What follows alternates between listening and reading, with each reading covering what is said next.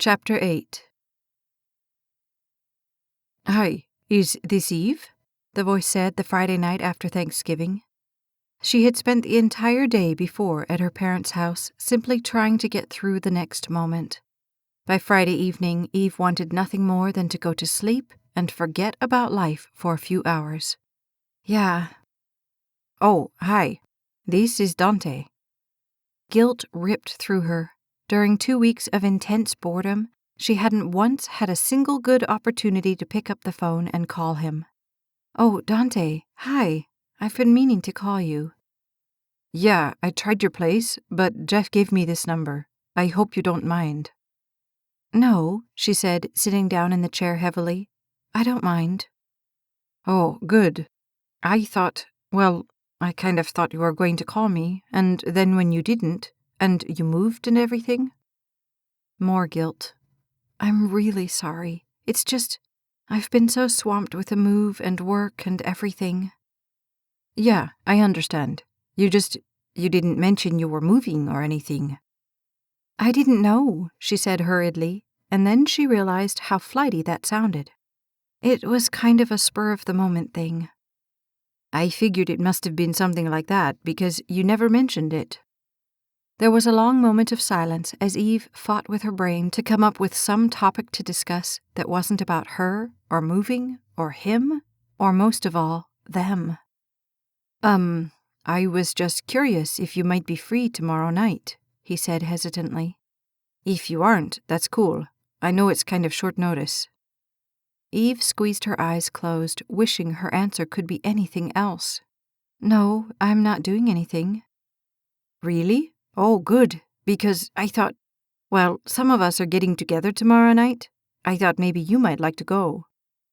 She really didn't want to, but she also knew that just telling him that over the phone wasn't the way to handle it. "Tell me when and where, and I'll be there." On Saturday night, AJ thought about calling her. That was silly, of course. She didn't want to hear from him. It wasn't like they were any more than two people who happened to end up at the same place a couple of times. But the thought followed him all the way out to the drum set in the garage. However, after 20 minutes, it became clear that even the noise of the drums couldn't hammer her out of his head. Finally, he gave up, shut the jam session down, and went into the house. He grabbed a couple of Oreos from the cabinet and munched on them slowly, trying to think of something else he could do not to think about her. In exasperation, he picked up the receiver from the wall and dialed Melody's number. "Hey," he said when she answered. "You interested in going out?" "Out?" she asked. "Why?" "I'm bored." "Sure, I'll be there in an hour." "Sounds great." Form-fitting, the wild green, purple, and turquoise print dress, replete with its own miniskirt, sounded like a good idea when Eve had pulled it out of the closet. Granted, she still hadn't found great shoes to go with it, but coupled with her hair in wavy curls and the anklet she had found earlier in the week, it looked really good. The problem was, the halter-top bodice wasn't exactly the warmest thing she had ever worn, and the temperature picked that evening to plunge. When she got out of her car at the restaurant where they had agreed to meet before heading over to the club, she immediately realized her error. For half a second, she considered looking into the trunk to see if maybe she had left a jacket in there by accident. However, a big gust of frigid air sent even that idea skittering. Wishing she could run without either tripping or looking like an insane lunatic, she hurried to the door of the restaurant. Once inside, she did a short chicken dance trying to get warm. Just as her body returned to non-chill status, Dante opened the door and stepped inside. Instantly, his eyes lit up. "Well, hello there." With no warning, he wrapped an arm around her shoulders. "Long time no see." "Yeah," she said, tiptoeing slightly so he wouldn't bury her nose in the wool of his jacket. He stepped back, and his gaze slid down her body even as his hand didn't move from the center of her back. Generally, she liked having people look at her. In fact, that was the point of wearing this in the first place. However, something about his appraisal didn't feel wanted or natural. "Nice dress." "Thanks," she said, as embarrassment seeped through her. She pulled at the bottom of it, wishing the skirt wasn't as short as it suddenly felt. His lips were next to her ear before she knew they were coming. Es muy bueno. When he pulled back, the smile in his eyes sent her hand up to the knot of material at her neck to make sure it was secure. She wasn't sure of anything anymore. With a soft push, he led her over to the check-in table. 2. City streets had a good crowd, and AJ was glad. He followed Melody to a table and ordered a drink when the waitress made it to their table. "So what brought this on?" Melody asked, shaking out her layered medium blonde hair when the waitress left. Boredom. Complete and utter boredom. He leaned back in the chair and rested his arm over the back of it. "Well, it's about time. I thought you were going to sit in that house and petrify." The waitress set the beer on the table in front of him, and he paid for it and Melody's drink. He added a nice tip and a smile to the payment. "Thanks." When she was gone, he tipped the bottle up and took a drink. "You're not working tonight?" "I took the night off. Actually, I had yesterday off too, but now I'm going to have to work Christmas." "I had to work yesterday, so don't come crying to me." The tips of his fingers tapped out the beat to the song playing on the speakers. "Man, it feels like forever since I've just kicked back and forgot about everything else." Melody laughed. "Maybe because it has been." It seemed more logical for Eve to take her car to the club. After all, she thought, the point of this date was to break up with him. But when they exited the restaurant, he insisted on driving her. "You're so independent," Dante said, shaking his jet-black hair, gelled and set to perfection. "Is that a bad thing?" she asked, not sure if she should be offended or proud. "With you is always a good thing," he said, and he leaned over to her and kissed the side of her cheek.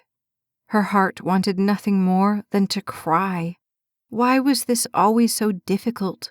She glanced over at him, and nothing in her wanted to see Dante.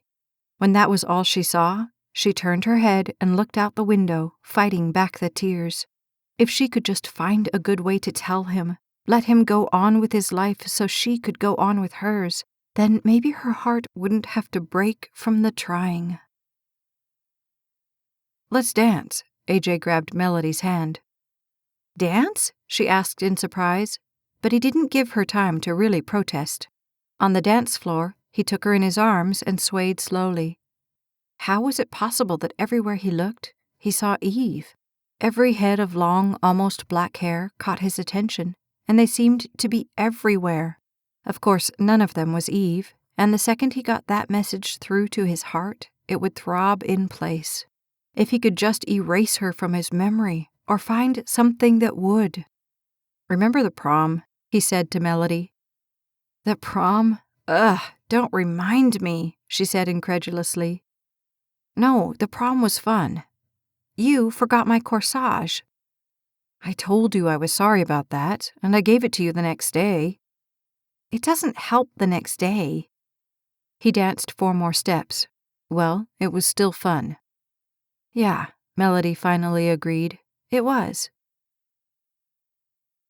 "The guys have been hounding me to meet you," Dante said, wrapping Eve under his arm as the line inched forward.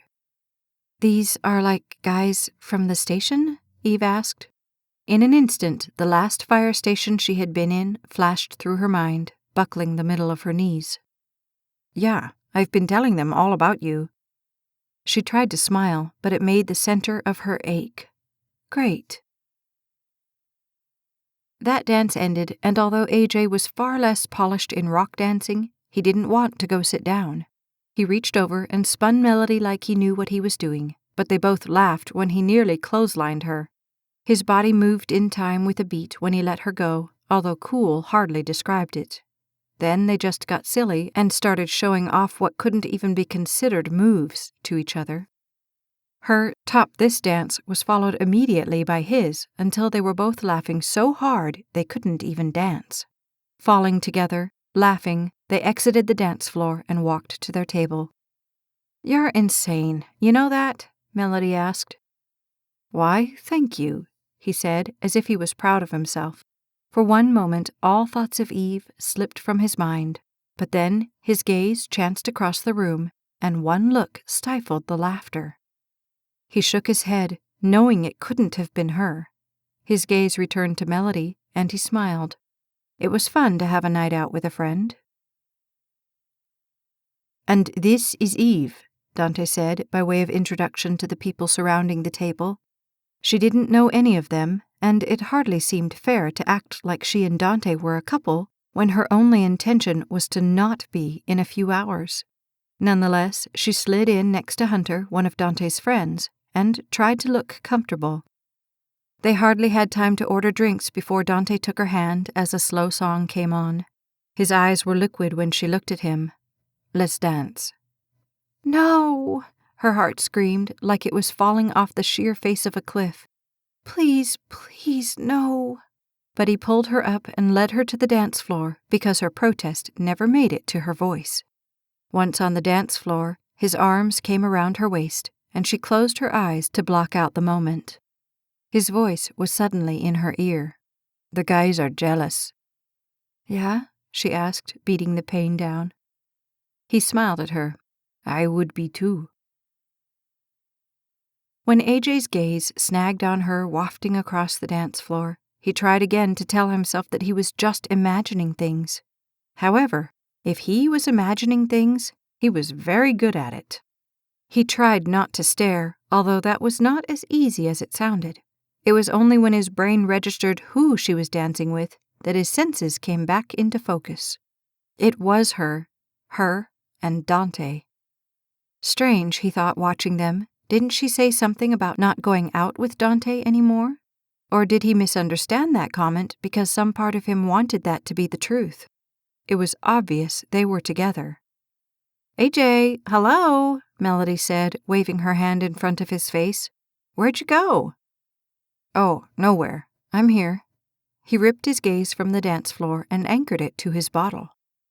"So did you get it or what?" "Get what?" he asked, trying to focus on what she was saying. "Super-terrestrial war. You said you were going to get it the day it came out. That was today." "Oh," he shrugged. "I might go get it tomorrow. I was kind of busy today." "I cannot believe you missed its opening day." Melody shook her head in exasperation. "You're growing up on me here, and I don't like it." "Yeah," he thought sullenly. "Join the crowd." A few minutes, that's all Eve asked out of this night. A few measly minutes that Dante wouldn't have his hands on her, or be whispering in her ear, or be looking at her like a steak in the butcher's window. He wasn't doing it to make her self-conscious, she was sure, but it didn't matter. That was the effect it was having regardless of his intentions. The third time they stepped off the dance floor, Eve was desperate to find some small reprieve. Something to stave off the excoriating time at the table. On the bottom step down, she glanced over to one side, and the sight of the long-angled nose, and that smile that could be no one else's, flooded through her. "Hey, it's AJ." "Who?" Dante asked, already turning the other way to their table. "AJ." Eve yanked Dante in the other direction. "Let's go say hi." Her feet carried her as if they had suddenly sprouted wings, and 2 tables before she got to his, she called to him, oblivious to the fact that she was dragging Dante through the crowd with her. "AJ! AJ!" She hadn't even considered the possibility that with the smoke and lights, it wasn't him. But when he turned, even those non-doubts disappeared. "Hey!"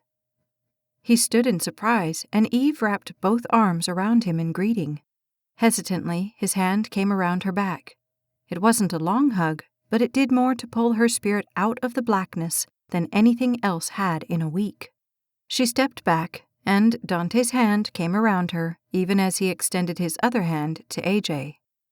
"What are you all doing here?" AJ asked, clearly taken aback. "Night on the town," Dante said.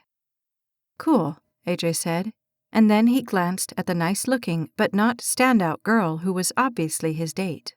"Dante, Eve, this is Melody." Melody looked at them and held out a hand. "Nice to meet you." "You too," Eve said, wondering if there was a mystery date lurking somewhere around. "I guess you guys are out on the town too, huh?" "He finally decided to get a life," Melody said in exasperation. I have a life, AJ protested. Hours and hours behind a drum set, blowing your brains out, does not constitute a life. Drums? Dante asked, instantly interested. I didn't know you played. A little, AJ said, backing away from them. I'm not terribly good. Don't let him fool you, Melody said sagely. He almost made it big in L.A. Really? Dante asked. Almost, AJ emphasized. Eve's gaze went to him in amazement, and total joy traced through her heart. Well, if you can play, can you dance? I'm not too bad, he said with an offhanded shrug. Melody leaned over into Eve's space. He's awesome. Well, how about I be the judge of that? Eve looked up at Dante, not really caring if he minded, but knowing she should ask anyway. You don't mind, do you? However, she didn't even give him a chance to say no, and Dante barely made a sound. Great, come on, AJ.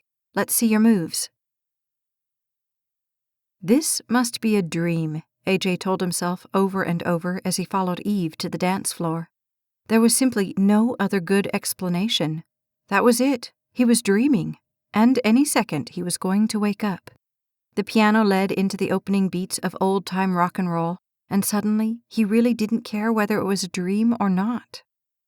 Do you jitterbug? She asked over the music. I can try. He had seen a few people jitterbug in his lifetime.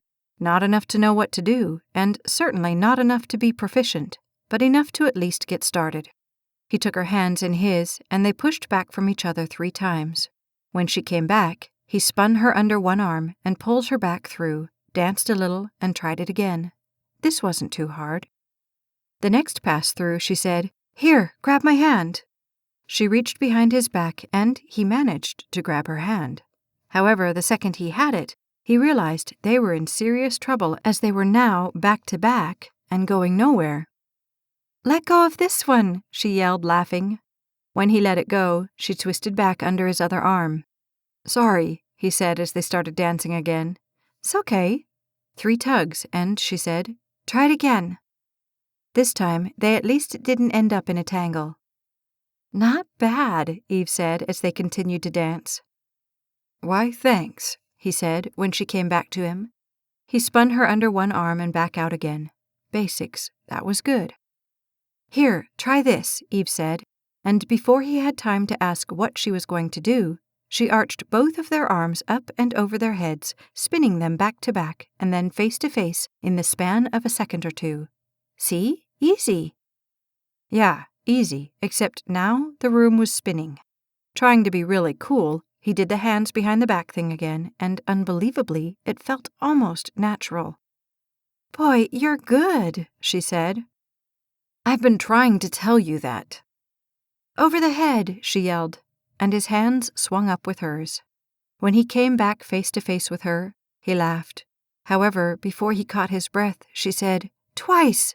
Up and over their hands went. If the room wasn't spinning before, it certainly was now. Behind the back! His body followed her instructions, and then she was back in front of him. 3 tugs, and she said, Here.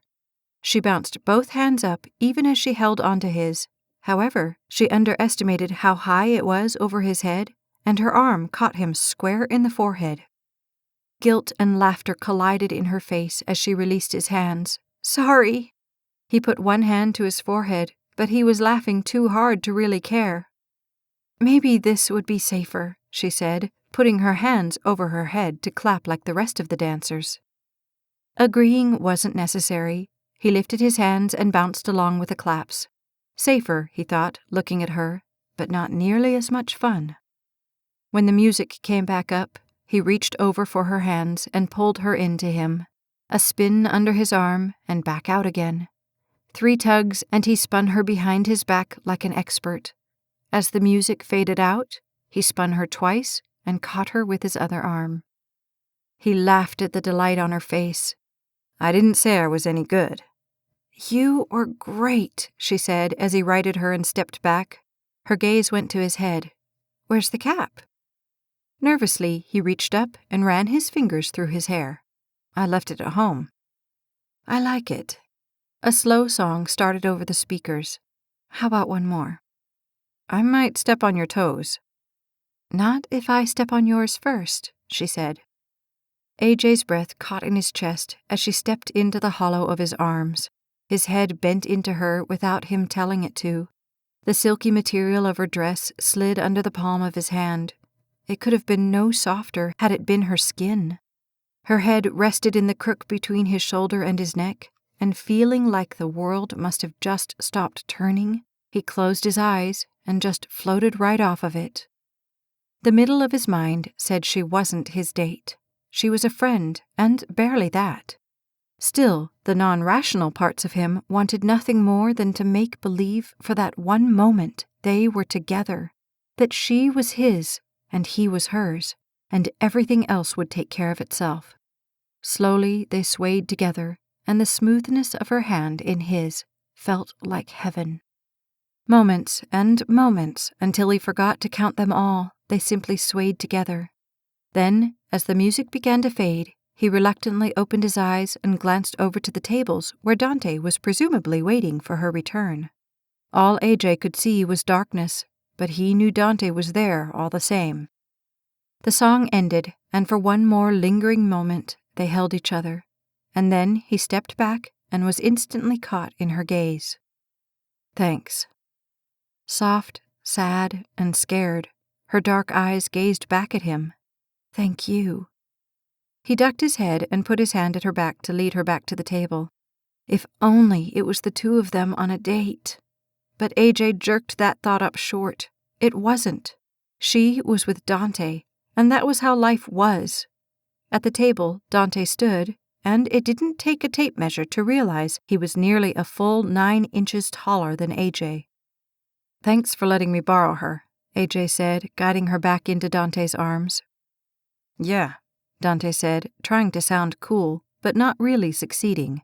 He looked down at Eve. We'd better get back to the guys. She nodded, although AJ never really heard her response. Nice to meet you, Melanie, Dante said, and he and Eve turned and disappeared into the crowd. Wishing it didn't feel so bad to watch her walk away, AJ sat down in a heap. Melody stared at him with skeptical but inquiring eyes. I'm thinking I've been looking for a date for you in the wrong places, she said. I should have been looking on the runways. What does that mean? That means, don't you think she's a little out of your league? Eve? He tried to laugh. She's not my type. Yeah, you don't go for gorgeous supermodel-type older women. He looked at Melody dourly. Are you trying to make a point? Slowly, Melody shrugged. I'm not saying anything. Good, he said as he took a long drink from the bottle. He set it down, considered the whole general scheme of things for a moment, and then stood. Let's dance. Melody looked at him, and he tried not to see the pity in her eyes. Okay. Every time Dante asked her to dance the rest of the night, Eve's mind would go to AJ's face when she smacked him in the head with her arm, and the laugh came to her. Somehow, that one single moment made the rest of the night bearable. She even saw him a couple more times, dancing with Melody or sitting over at their table. She wanted to go back over there and just sit and talk, but she was chained to the table with 5 firefighters and their wives and dates. By the time Dante decided it was time to go home, the laughter in her spirit had all but died. Life was back. AJ saw them leave. He had seen little else since she had walked off with Dante, looking far too much like one half of a happy couple for his heart to take. When the silky print dress disappeared into the smoke by the door, he wished with everything he had that he could make her memory disappear as easily. His thumb rubbed up and down the side of the cold beer in his hand. What he wouldn't give to go back and relive those few precious moments in her apartment. What he wouldn't give to...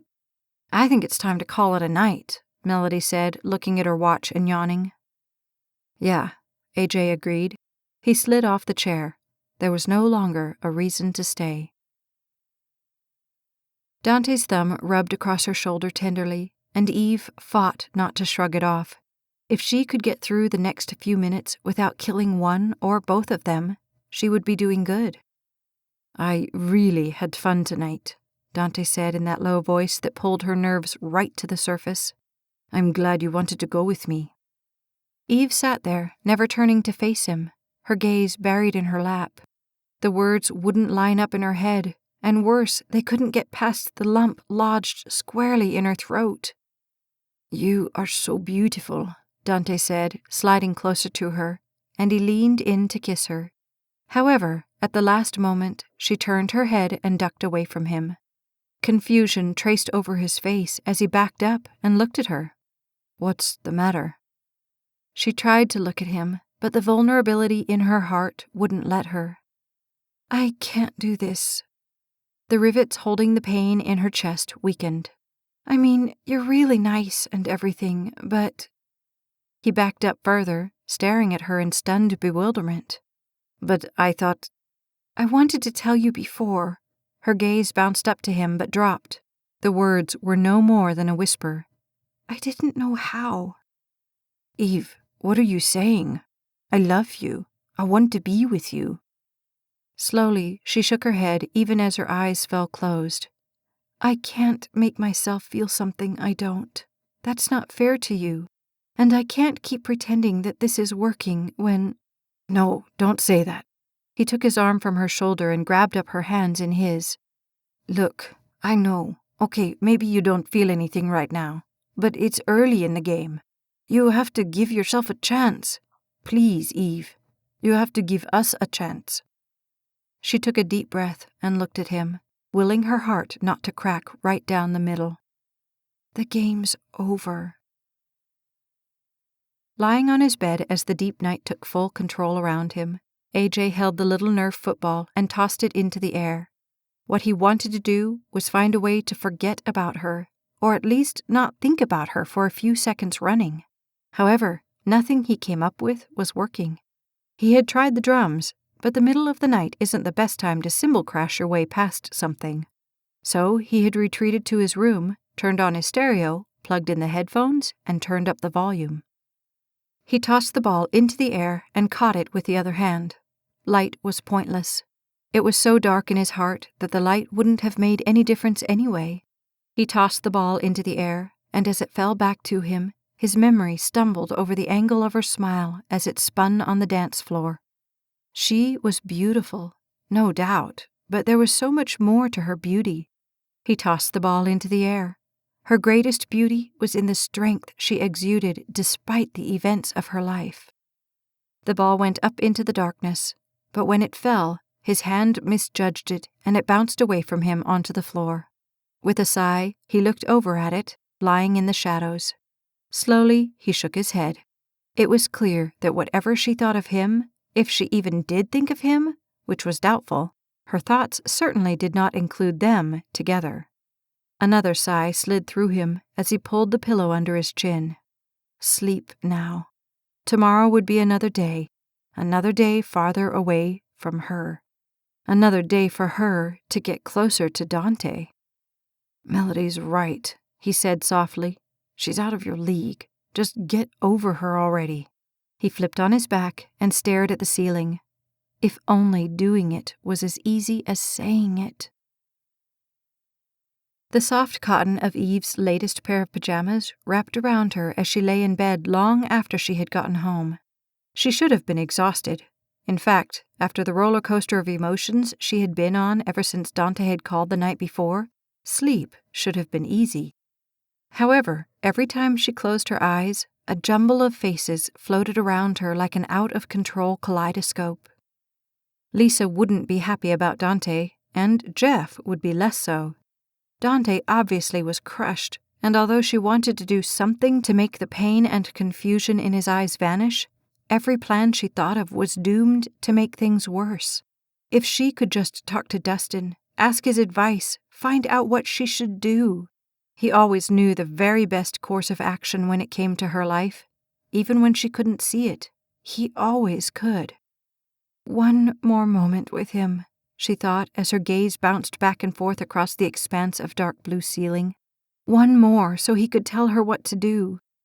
I'm just so confused, she said to the empty room. I don't know what to do anymore. The breeze ripped through her heart as once again she stood next to that coffin, saying goodbye to her best friend, her lover, her husband. She ripped her pillow off the bed and punched it hard. I hate this. You know it? I really hate this. I don't want to live like this anymore. Do you hear me, God? I don't. It's not fair. You took him from me and you left me with nothing. How could you do that? Her anger collapsed in on itself. I just don't want to be alone anymore. I hate being alone. Hello, AJ's sarcastic voice traced through her. They're your friends. That's what they're for. An image of him trying to throw popcorn into her mouth blurred through the tears. I just don't want to go on without Dustin, she said softly. Whether you make the choice or let the choice make itself is your call, AJ said from some time before time began. He was right.